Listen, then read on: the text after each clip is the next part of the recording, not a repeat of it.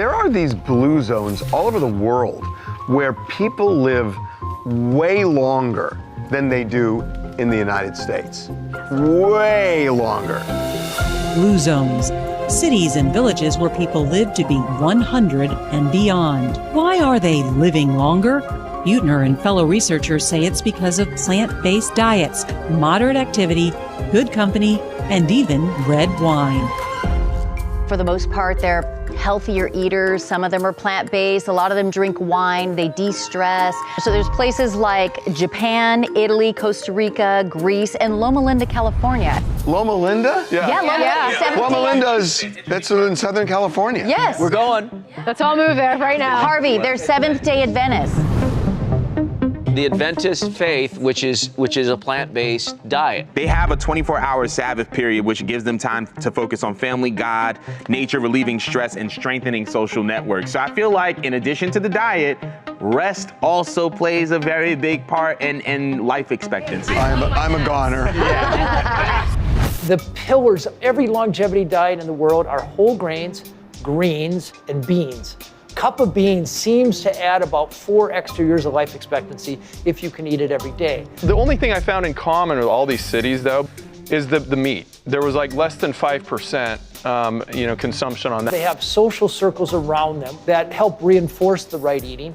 They live in places where the healthy choice is the easy choice, so they're not bombarded by junk food advertising, etc. Overall, it's probably less about diet and more so about your environment, truly. Exactly. You think? I mean, I go back and I think about people I know in New York who are very, very old, and they're like cockroaches. They stick around forever, and they have probably the worst diet, the worst air, drinking the worst water. Another thing to kind of consider, because I feel like what we are talking about is the what and not the why, but the common thing amongst all these places is a sense of purpose. I feel like when you have a why, it anchors your what. People who wake up with a direction in life are living about 8 years longer than people who are rudderless. So it's not the pharmaceutical, anti-aging industry approach to longevity. It's longevity as lived by real people from around the world.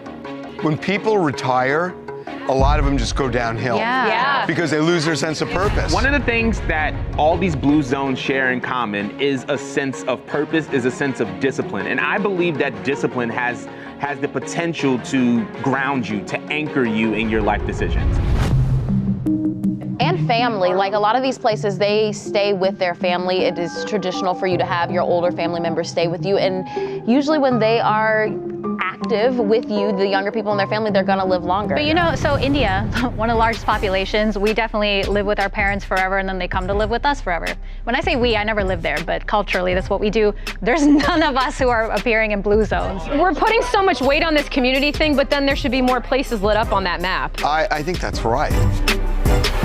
There's a lot to be said for genetics here, too. There's genetics, but I do think, like Jordan said, there's purpose and belonging. It's not just purpose, because you could be a really driven person, but if you feel like you're an island all on your own, you gotta feel like you belong, and that if you were gone, you would be missed, that you matter in that way. That is important. And that you see in Italy, and that you see in Greece, that's what you see throughout the Mediterranean. There's a real sense of belonging. Like we say in Europe, Americans live to work, and Europeans work to live.